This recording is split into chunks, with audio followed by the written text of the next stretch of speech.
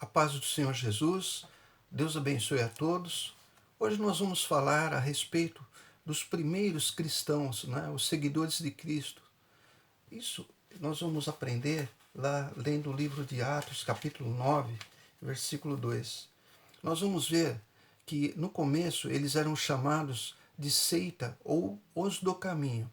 Saulo de Tarso, né, que perseguia os cristãos, que depois de se converter se transforma no apóstolo Paulo, ele fala assim, quando ele ainda procurava os cristãos para serem entregues. Atos capítulo 9, versículo 2. E pediu-lhes cartas para Damasco, para as sinagogas, a fim de que se encontrasse alguns daquela seita, né, ou em algumas versões, os do caminho, que quer homens, quer mulheres, os conduzisse presos a Jerusalém. Amém? Bom, Paulo depois ele tem um encontro com Jesus Cristo, se converte, e aí lá em Atos capítulo 24, versículo 13, Paulo, de perseguidor, ele passa a ser perseguido, e ele tem que apresentar sua defesa para o governador. E ele fala assim, no meio da sua defesa, ele fala assim: nem tampouco podem provar as coisas que agora me acusam, mas confesso-te isto, que conforme aquele caminho que chamam seita, assim sirvo a Deus de nossos pais, crendo tudo quanto está escrito na lei e nos profetas. Então, Paulo se referia aos do caminho, à seita, né, como eles eram chamados. Né? E quando foi a primeira vez que eles foram chamados, os seguidores de Jesus foram chamados de cristãos? Foi em Antioquia. Eu queria que você visse isso em Atos capítulo 11, versículo 26, onde está relatado assim: E sucedeu que todo um ano se reuniram naquela igreja e ensinaram muita gente, e em Antioquia foram os discípulos pela primeira vez chamados cristãos. Então, cristãos, ou quer dizer, pequenos cristos, seguidores de Cristo, né? Um pedacinho que representa Jesus Cristo. Amém? Muito bem. Isso, ao contrário, né, do que pode parecer, chamado cristão era, na verdade, um insulto, uma provocação. Era um nome que era pejorativo, era um nome de escárnio, de gozação, de humilhação. E aí o apóstolo Pedro, né, ele vai falar justamente a respeito disso. Olha só, 1 Pedro capítulo 2, versículo 14. Se pelo nome de Cristo sois vituperados, quer dizer, insultados, não é? Bem-aventurados ou felizes sois, porque sobre vós repousa o Espírito da glória de Deus. Então, se pelo nome de Cristo, ou seja, cristãos, fossem chamados, né? Então isso daí representa o Espírito da glória de Deus sobre as nossas vidas. Mas o que caracteriza, na verdade, um cristão? Essa é a pergunta mais importante, né? O que caracteriza um cristão? Quem vai responder isso é o próprio Senhor Jesus Cristo, lá no livro de Marcos, capítulo 8, versículo 34. Fala assim, Jesus, né? Está escrito assim, chamando a si a multidão, com os seus discípulos, disse-lhes: se alguém quiser vir após mim, primeiro, negue-se a si mesmo, e segundo, tome a sua cruz e então siga-me. No 35 ele fala assim: porque qualquer que quiser salvar a sua vida, perdê-la-á. Mas qualquer que perder a sua vida por amor de mim e do Evangelho, esse a salvará. Pois que aproveita o homem ganhar todo o mundo e perder a sua alma? Talvez nesta quarentena isso seja uma reflexão muito importante. O que adianta ganhar fama, dinheiro, poder, né, se nós percebemos que nós dependemos de Deus e que se nós não buscarmos a Deus, nós podemos perder a nossa alma. Amém? Mas eu queria enfatizar aqui quando Jesus ele fala negue-se a si mesmo, né? O que é negar-se a si mesmo, né? O contrário de negar é afirmar. Então, naquela época, os fariseus, né, eles se exaltavam dizendo que eles seguiam, na verdade, aquilo que era a religião, né?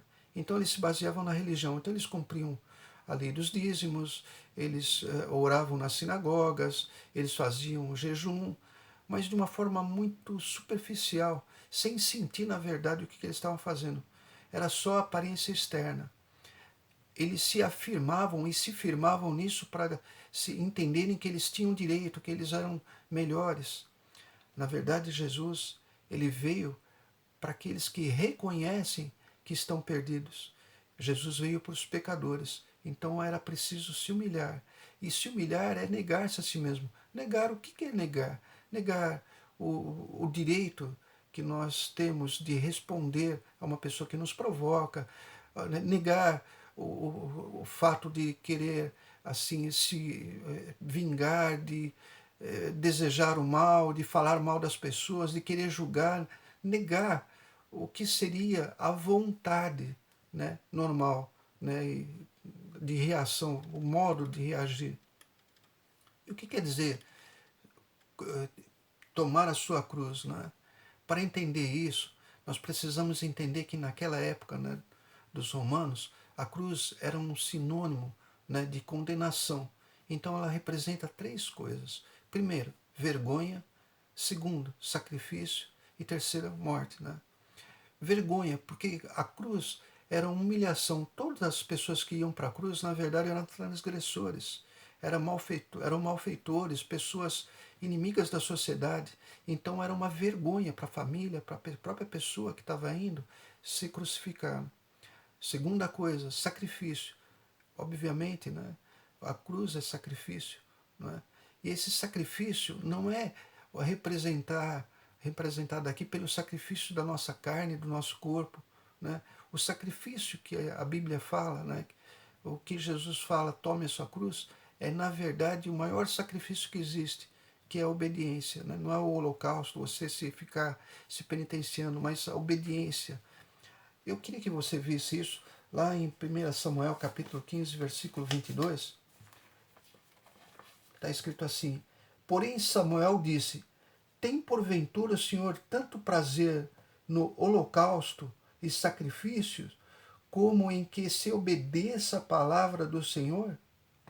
E aí fala assim, eis que obedecer é melhor do que o sacrificar, e o atender é melhor do que a gordura de carneiros, do que as ofertas, do que qualquer outro tipo de demonstração de envolvimento, né, de entrega. Para você ter uma ideia, que a cruz representa muito mais a obediência, né, do que o sacrifício, um holocausto, uma penitência. Né? Quando Jesus veio aqui na terra, ele foi crucificado. E quando fala lá em Filipenses, no capítulo 2, versículo 8, da crucificação de Jesus, fala assim: e achado na forma de homem, humilhou-se a si mesmo, sendo obediente. Olha só, obediente e até a morte, e morte de cruz. Então a palavra obediente é a palavra que mais representa a cruz. Né? Nós somos salvos por meio da fé obediente, a fé que obedece a palavra de Deus. Amém? E morte? Morte na cruz se morria, né, na época dos romanos, mas tinha morte física. Jesus, quando ele fala da morte, ele não está falando da nossa morte física, que é preciso morrer fisicamente. Não. Ele fala da nossa morte no sentido da vontade. Isso está ligado, né, a negar-se a si mesmo, negar a nossa vontade. Amém? Muito bem. Quando você fala negar-se a si mesmo, né, você nega a si mesmo porque você reconhece que você precisa mudar. Né? Nós que estamos em Cristo, nós somos uma nova criatura. Significa, houve uma mudança, porque nós negamos a nós mesmos e nós tomamos a nossa cruz. 2 Coríntios, né, se nós lemos 2 carta de Coríntios, capítulo 5, versículo 17, nós vamos ver o apóstolo Paulo falando exatamente isso. Ele diz assim: assim que se alguém está em Cristo, né, se alguém está em Cristo, ou seja, aqueles que podem ser chamados cristãos, nova criatura é. As coisas velhas já passaram, eis que tudo se fez novo. Amém? Então, que nós aprendamos na palavra de Deus, não é, a ser reconhecidos como Jesus, como Cristo, né, como Jesus fala, negando-se a nós mesmos e tomando cada um a nossa cruz. Amém? Muito bem. Eu queria pedir para você baixar sua cabeça, fechar seus olhos, nós vamos fazer uma oração. Meu Deus e meu Pai, em nome de Jesus Cristo, que esta palavra, meu Pai, venha sobre as nossas vidas e que o nosso coração receba, meu Pai, esses ensinamentos e que sejamos reconhecidos como os cristãos por negarmos as nossas próprias vontades e submetermos, meu Pai, à vontade da Tua palavra, à vontade da Bíblia, meu Pai, que é a vontade que revela aquilo que o Senhor espera de cada um de nós. Pai, ensina-nos a tomar a nossa cruz, meu Pai, a enfrentarmos todas as situações, mas mantermos firmes a confissão do Teu nome. É o que nós te pedimos em nome de Jesus Cristo. Também, meu Pai, que esta palavra alcance as vidas, levando cura, libertação, fortalecendo, dando livramento, meu Pai, alcançando todas as vidas que neste momento sofrem e precisam de Ti. É o que nós te pedimos e te agradecemos. E você que crê, fala, em nome de Jesus, graças a Deus. Amém? Muito bem. No próximo domingo, eu queria que você já preparasse o seu pedacinho de pão, o seu suco de uva, porque nós vamos ter mais uma live. Vai ser às 11 horas da manhã e nós vamos ver a importância, né, de participarmos, de celebrarmos a Santa Ceia, já que é o mandamento do Senhor Jesus. Também não esqueça de que na quarta-feira, às 8 horas da noite, né, nós vamos ter o nosso grupo familiar. Deus abençoe a todos e até lá, em nome de Jesus.